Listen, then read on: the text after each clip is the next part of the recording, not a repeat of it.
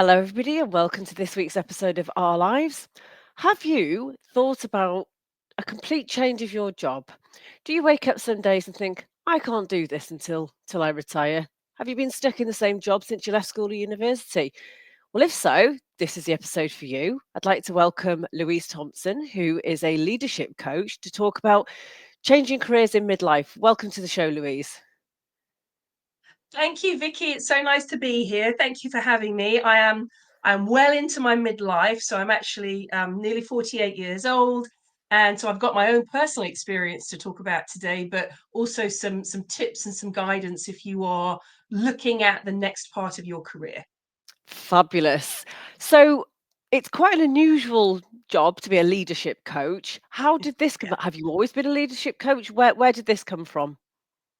No, I haven't. So my profession is corporate communications. So I have led the communications function, everything from public relations, marketing, crisis communications in lots of organizations over my career, including the NHS as a director. So I've been at that kind of senior level in terms of leadership. I first had coaching when I was a new director of communications, and I was struggling with that leap from being a really good functional head. So I was very good at what I did. I hadn't quite mastered the art of organizational leadership, and having a coach really helped me with that transition. And it gave me so much to think about. It transformed the way that I led. That in my mid 40s, I think the age of 44, and that is actually a statistically significant age, 44. So we can come back to that. I retrained as a coach. And then post pandemic, probably like a lot of people listening, I had some burnout and I thought, now this is the time to do it. So I retrained, as I said, and then launched my coaching business, which I've been running for about 2 years now. Fabulous. You've mentioned 44, which is of special significant interest to me because I am indeed 44 and I've decided to start a podcast. Yeah, For me, I came out of a meeting. It was probably a week where I'd had a lot of similar meetings, and there were meetings where I'd yeah, had the same sort of conversation. And I work in senior management as well. And I said to my colleague, I can't still be doing this in 20 years' time. I yeah. genuinely, the thought of that, it just filled me with horror and dread. And interestingly, I've had a couple of other conversations with two other people over the last few weeks who were also 44. One of them worked in senior management and has gone to train on go left it to go and train to be a social worker. And This is somebody what else who's happens. it Yeah, is. Um, yeah. what is it about 44? Well, I never made the connection before either, but I retrained in coaching when I was 44. And I can remember having lunch with two of my university friends who were the same age, and they were also at this pivot point in their careers. And I was like, what is it about the age 44? There is research out there that shows you that in terms of aging and the way that our kind of lives go, the ages of 44 and 60, which, if you remember, used to be retirement age, many, many years ago, are statistically significant in terms of what those ages mean for us, both in terms of aging, but also in terms of the way that we think about our lives and look at the world. And I think for women, I think I haven't seen the research, but I bet there's an extra layer of that says, obviously, 44, perimenopause might be coming along, hormones are changing. I think that has an impact as well. So a lot of people reach that age and think either I'm going to switch careers, or what is it that I want to get out of the rest of my career? Not the end. You may have worked for 20 odd years, you may be feeling tired. It's not the end of your career, it's really the middle point. And 44 seems to be the age at which people realize that. It's really fascinating to me that we all seem to have this collective experience of this Yeah, very specific age. Do you think it also has anything to do with, and particularly speaking as a woman, our caring responsibilities? Our children are, yeah, yeah, while they're still dependent on us to some degree, they don't need our attention all the time. We're perhaps a little yeah. bit more financially stable. Do you think that may have some impact on this sort of pivotal It's moment? interesting. Yeah, it's really interesting. So I had my daughter when I was 37. So you're right, I was out of kind of the baby years. But I think what also happens on the other end is that then may have caring responsibilities for our parents as well. So you can kind of get trapped and sandwiched. And I do think a lot of people, when they get to that age, kind of look around and think, what is there for me? Like, what can I do? Because I have got these caring responsibilities on both ends, but I want something for me. And what does that look like? Are you finding in your experience, and I know that you very successfully coach people around this subject, do you find there's a particular type of work or a shift in the type of work people want to do? And I'm thinking along the lines of, and I could be completely wrong in this, is around something with more purpose, something perhaps a move Yeah. away from the corporate, more into either sort of social, not social work specifically, but more somewhere where people can give back or they get more meaning out of their day-to-day lives. I think that's exactly it, what you've described. And the people that I coach tend to fall into two camps, but the idea of purpose is a unifying thread between them. So either they've reached this stage in their life and their career, and they do want to do something different. And that something different is, how can I do something that is more purposeful, maybe more aligned with who I really am, and not the person when I was 20, 21, 22 that kind of thought I had to go down this track, but I've got 20 years down it and realized that's not me at all. So that's kind of one camp. And then the other camp is people who want to stay maybe in their corporate roles and they want to ascend, as leaders. But again, they want a clearer sense of purpose and meaning in what they're doing. It can't just be turning up every day and going to all these meetings. They need to be able to connect it to what's really important for them and the people that they lead. So I think the idea of purpose is a really interesting one, and certainly something that we think about more, I would say, kind of to the mid end of our careers than perhaps at the beginning, although that may be changing now as well.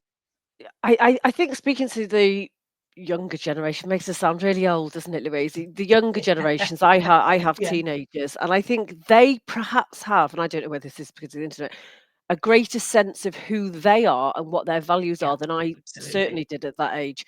But I think you're absolutely right in so much as I almost fell into the type of work that I do, and then you kind of just keep your head down and you just continue and Yeah, continue and continue at what you're good at. Um, but I do have a better sense of who I am now, and I am more open and willing to explore new things, like mm, randomly starting a podcast. I mean, why not? But it very much aligns with the work that I do, but it's almost yeah, taken into a more purposeful and new direction. I'll do that because I'm not particularly risk averse, and I do like that new yeah, challenge. But I know there'll be people listening today who think, yeah, I would, but it's the but what ifs. So what are those yeah. what ifs that stop people from making this leap into a career change? Well, I mean, there are a lot of them, and a lot of them are very significant and serious things to think about. Financial stability. The reality is that we have, a mortgage or rent to pay. We have bills to pay. We may have caring responsibilities, either, children or other types of caring responsibilities. There are things that kind of go into this. I would say, alongside that, what stops a lot of people is a loss of confidence, which actually is quite surprising when you think about, in your mid 40s, you may have had 20 years of working, you've probably reached a really good level of credibility and skills development and expertise.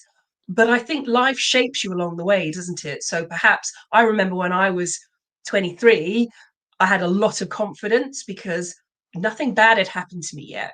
The world hadn't shown me yet that actually things can happen that aren't great, and they're going to knock you, they will shape you, you will learn, but you're going to have those experiences along the way. Now I'm 47, I know full well what the world can do. So for a lot of people, that makes them a little bit more maybe risk averse, but sometimes just feeling, actually, I haven't got the confidence that I used to have. I don't feel as confident in my own skin as I used to.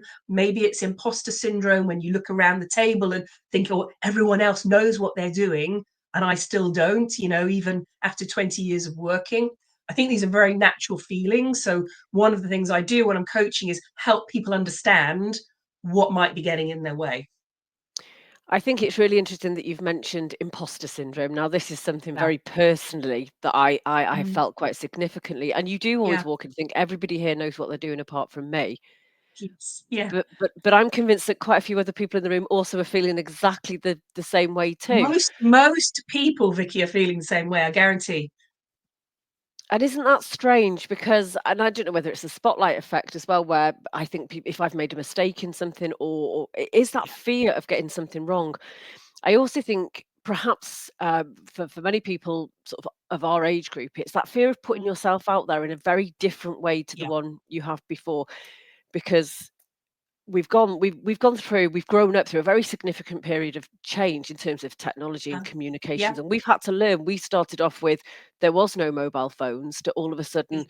not only are there mobile phones, but we live our lives almost chronically online now. Yeah. And it's, have we caught up with ourselves to some degree? Yeah, it's such a fascinating area. Actually, this weekend, my 10 and a half year old laughed out loud at me when I shared that I had gone to live in Italy for a year when I was at university without a mobile phone, and she was like, "What do you mean?" I was like, "Well, we didn't have them, so we just got on with our lives, and we used call boxes and normal phones." And she just could not wrap her head around this. And it's exactly that. I think so much has happened. Sometimes we don't give ourselves a pause or let ourselves take a moment just to kind of reconcile with where we are now and maybe what we want in the future, coupled with the fact that we might be looking around that meeting room table and thinking, well, everyone else knows what they're doing. Most people feel exactly the same way. So there's a lot to cope with. There's a lot to deal with. It's funny, I had a very similar conversation with my daughter. I actually went to live in Denmark with no mobile phone, and Yeah. it was having to buy a phone card while I was over there Oh yeah. to call back. So I think for me, it feels a little bit like, particularly women of our age, are stuck between the, I don't feel young enough to fit in with the young, and my kids will Yeah. cringe. They'll roll their eyeballs into the back of their head because I'm on TikTok and I'm doing all this stuff. We're Yeah. not young enough to be Same. cool and in the young camp, but we're not old enough to have been around forever. So we're in that almost Yeah. middle ground. Is which bit do we fit into, Yeah. and how that Yeah. impacts our ability to really put ourselves out there. That's exactly true. And one of the things I encourage people to do at our age is to actually see that as something that can be liberating instead of constraining. So instead of worrying quite so much about kind of what's cool, what's not cool, and are we here, are we there, is actually thinking about what do you really want and what's going to give you satisfaction and fulfillment, as well as kind of step into perhaps a more authentic version of yourself at work and in your career, that will see you through the next 20 years of working life. You'll be happier, you'll be more fulfilled because you're showing up as you really are, and that is going to also pay dividends in terms of the way that people see you as a leader at work as well. It's really interesting.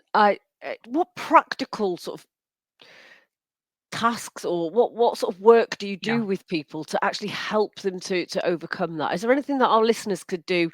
Perhaps if this episode today has kind of jogged something in their minds, what would you suggest is Yeah. their first step to actually, I need to give this a little bit more thought? What would you suggest they go away and do?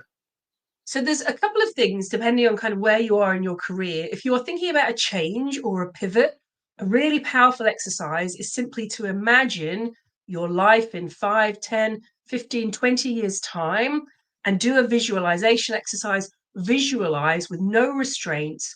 What would you like to be doing? How would you be feeling? Where would you be working and living? What would that look like? And there is a more structured way that we move through that in coaching, but that's something your listeners can do now, is sit down with a cup of tea and just allow themselves to think unfettered about the life and the work that they would want to have.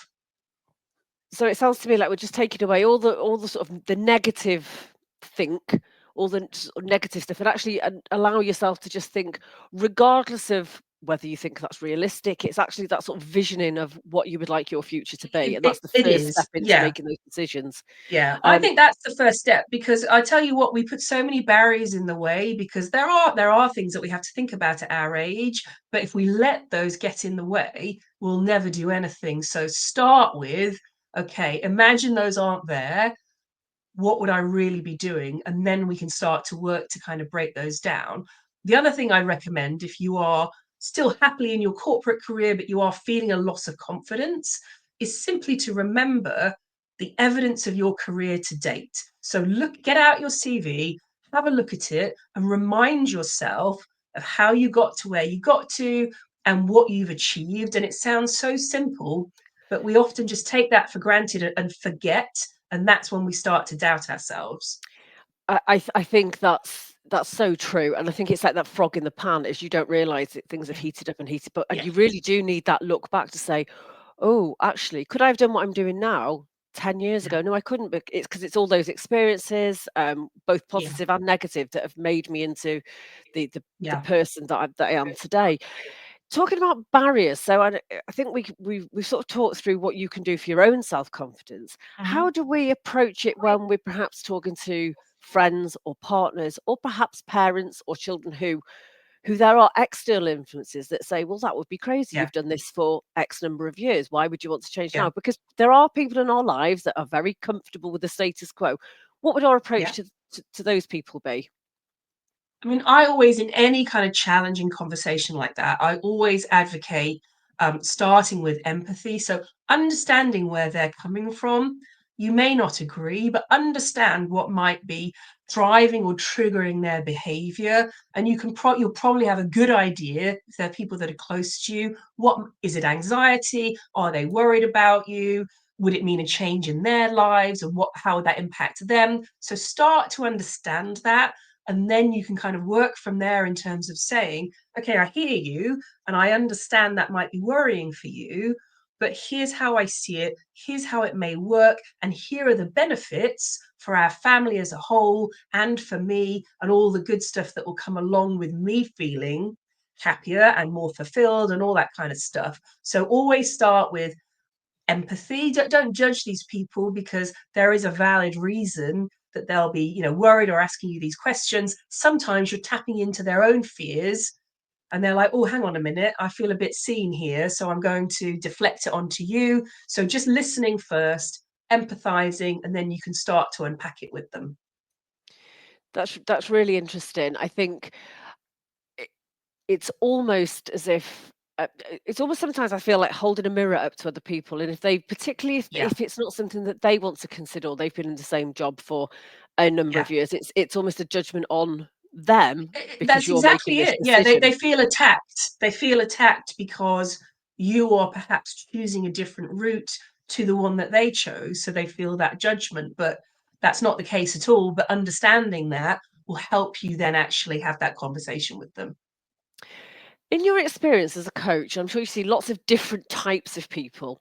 Are there Does it fall broadly into two camps? And I might be way off the mark here, is the people who are going to do this quite slowly and sort of incrementally. Mm, So for example, you're in your corporate job and you'll go off and yeah, do perhaps a little evening course, and then you'll gain some experience somewhere else. And then there's the devil may care people who just wake up on a Monday morning, type out their resignation letter, and off they yeah, go, and almost that yeah. panic. And I'm not quite sure which camp I'd fall into, if I'm being perfectly honest. Is that your experience, and is that how you see different groups of people coming through? Yeah, it absolutely is. And I think most people, when they seek something like coaching, they know that something is off, or they know that something is wrong, or they know that something's not quite working for them. They're often not sure what. And it's the coach's job to help guide the client through what that might be. You talked about holding a mirror up, to help them hold a mirror up to how they're feeling and ask the right questions so they can identify it, and then we can work on options and a plan and actions to get them closer to their goals. So I would say wherever they're starting from, the approach is always the same, is to get them to reflect, identify what the problem really is, and then work from there. I think that's it's a really great point about different people coming at different starting Yeah. points. And so Yeah. with coaching, I've not had coaching myself yet, but it's definitely something that I'm going to explore going forward. Is nobody's going to force you into, there's not a one size fits all, and coaches No. such as yourself will work with people on their skills, and also work through at their pace as well. This isn't a case of you've decided to do this, therefore there's a set time scale. And I'm sure, Exactly. is there a rough time scale that you generally find people fit into, or is this again very much down to the individual? It's down to the individual, but coaching is, I always say it feels very therapeutic, but it's not therapy. Absolutely not therapy. It is grounded in actions that you are going to take to get you closer to your goals. So if you have a specific time scale in mind, we can often work with that. Or in the first session between you and the coach, as part of discussing your goals for what you want to get out of it, you will then decide and agree, okay, in 3 months or 6 months or 12 months' time, I want to feel like this. I want to be this much closer to this, and we'll work back from there. It's, as you said, it's not a quick fix. You have to put the work in, but you should be feeling each session as if you are making progress. Because if you're not, the coaching sessions devolved into more of a therapeutic talking session. And that's great, don't get me wrong, but that's not what coaching is there for. No, it's very much driven by the next stage, the actions to Yeah, take people through. So exactly. we've talked a lot about sort of people having this inkling and then accessing coaching, or potentially making that decision. What do you see on the other side when people have made that change? Mhm. Because obviously there must be huge benefits to Yeah. changing careers at this point. Yeah, I think it's fascinating, and it's one of the most fulfilling aspects of actually being a coach is seeing how my clients have gone on. So some of them have stayed in their corporate careers, but they are so much more confident. They feel much happier. Maybe they've gone on to promotion or a new role. Those that are looking to change careers, again, they feel this kind of freedom and lightness. And again, they know can be a very long road. Changing careers isn't easy. It's not an overnight fix. It may take years. But again, think about the fact that at the age of 40, 44, you've still got another 20 odd years of work to do. But they feel as if they're on that path and that it's the right one for them, even if it may take another few years if they want to retrain or requalify. I'm a great believer. Somebody once told me that time will pass. That time will pass Yeah, anyway. You can either exactly. pass it by doing something different or you can pass it by not. But regardless, that time is going to go. And I kind of use that more often than you'd think in my day-to-day life when people say, oh, but it'll take this long. And I think, well, but the time's going to pass. You can either have something at the end of it Yeah. or you can not. So I think that's really interesting. We're coming close to running out of time. Mm. What have you got to say to anybody listening today that's considering it or is having those feelings of perhaps some dissatisfaction with their day job? What are your parting thoughts? Oh my gosh. Okay. First of all, I would encourage anybody, and I know it's hard at this time of our lives, try and find some time for yourself, some uninterrupted time where no one is kind of grabbing at you or asking you for things or needing things. Some time for yourself just to think. That's where often coaching helps as well, because it gives you a space to think and explore and really reflect on when I retire, what do I want my contribution to the world to have been? And if that is looking very, very different to what you're doing now, that's the first sign that maybe you want to explore doing something different and think about what that might be. So I always say start with reflection, start with that end of career kind of goal, work backwards in terms of you visualizing what might it be. There's a fantastic exercise I'll just mention quickly. I often use in coaching. It's a Japanese exercise called ikigai, which is about finding your true purpose. And people can Google it and have a look, but basically, it takes you through a guided process of working out what are you best at? What do you enjoy?